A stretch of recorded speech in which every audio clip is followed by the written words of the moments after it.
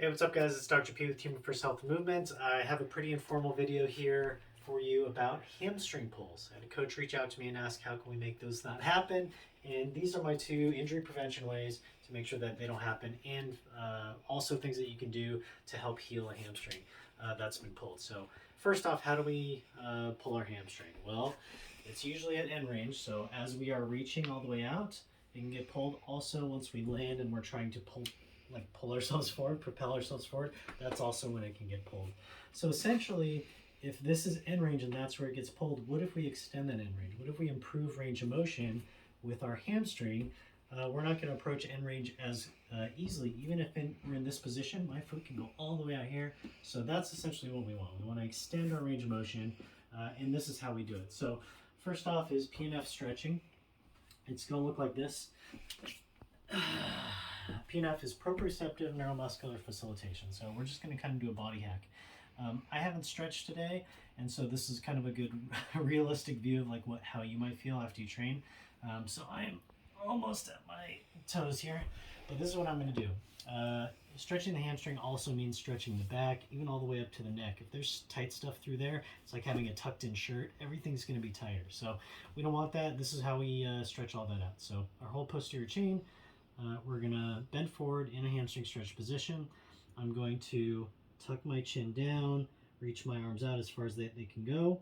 And when I'm in this position, I'm just going to sweep my legs into the ground. So pressing as firmly as I can into the ground. If we were on sand or clay, I'd be making an indentation, not pulling here, sweeping with the whole leg, okay? So I'm going to chest in, arms out, big breath. Reach forward. That'll give me another inch or so. Tuck my chin down as far as I can, pressing my hamstring. 10, 9, 8, 7, 6, 5, 4, 3, 2, 1. Good. Relax. Shake it out. You want to relax nice and slow. After you shake it out, check, and do it again. Good. Tuck the chin down. Big breath. Exhale and start pressing. 10, 9, 8, 7, 5, 4, 3, 2, 1. Good. Relax. Shake it out. We want to do that 3 times. So just after 2 times, this is where I'm at. So that's pretty good. Got a good couple inches out of my hamstrings. If I do it one more time, it'll get even better. Next thing I want to move on to, so again, 3 times, 10 seconds each. Next thing I want to move on to is more of a flossing maneuver that helps tissues slide past each other. So not just like a passive stretch through all this stuff, or an active stretch rather, but it's trying to get tissues to move past each other a little bit more efficiently. And what we're going to need is like a towel or a stretch band or a shirt. So if you play sports, sometimes you have an extra shirt in your gym bag. This is what we're going to do. So I'm going to lay back. It's going to be basically a straight leg raise, okay? Except I'm going to have this here and try and see how far my hamstring can go realistically. So I'm not bending here, right? I'm not cheating. I'm not kind of tipping my pelvis at all or letting this come up. Keeping this down, nice relaxed. How far can I go? I can go to about here, which is just before 90. So if that's as far as I can go, I'm going to push my heel towards the ceiling, and then I'm going to slowly draw back and in towards myself. Not as far as I can, but just far enough to still feel tension, almost like on a deadlift, and then slowly floss back up. What I like to tell my patients is imagine there's a ruler on the ceiling, and you're trying to go a little bit, one tick further each time, a little bit higher and higher every time you shoot back out. So let's say I'm at like a arbitrary mark A.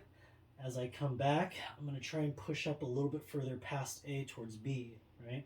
So I'm going to do this, and I usually give like reps. If you want to do like 10 reps, what you'll notice is you can really floss through some of that tightness. Nice and slow, straight leg, push the heel towards the ceiling. Good. And so passively, now I can get past 90, right? And that's just one hamstring.